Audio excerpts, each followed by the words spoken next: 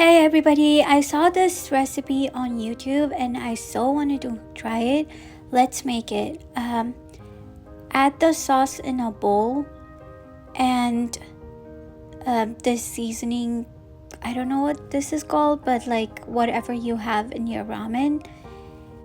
Okay, here's the weird part. Add the raw egg in the same bowl. I was really skeptical about this part, but trust me guys, it will turn out good. Here's the most important part. You really want to take some time to mix all of this together. So take your time, a solid maybe 30 or 40 seconds. Meanwhile, in a boiling water, you want to add your buldak. Cook it for exactly 2 minutes in a medium flame. You don't want to overcook it, and this is optional. I just wanted to add butter. You can add like a spoon of oil or anything, or you can just discard this step and just add it to the mixer. All right, now mix it again.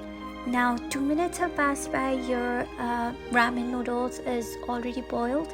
Now you want to add that hot boiling water from cooked ramen into your bowl. This is the most important part, and it depends on how soupy you want your noodles to be. I just added maybe like 4 or 5 spoon of water. It really depends on your personal preference.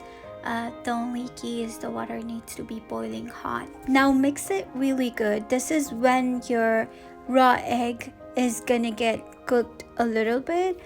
Now you can discard the remaining water and add just the ramen noodles. Again, if you really like it soupy, you could add all of the water in it. Again, mix it really good.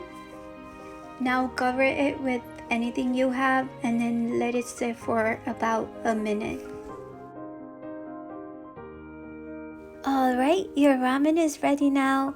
You could top it off with whatever you like. I added some dumplings and some sauces.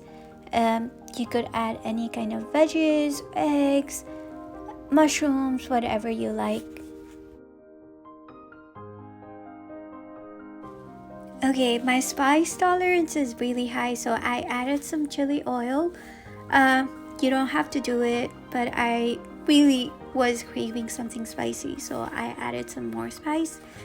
I saw this somewhere on YouTube. This one person was adding raw crushed ramen on top of that. I don't think it was a good idea, but it's okay. So it's ready guys, the secret recipe. If you ask me, it didn't smell or taste like raw egg. So go ahead and try it. If you have mayo, you could also use mayo. It will make the broth more thicker. But yeah, I would give this a 7 out of 10.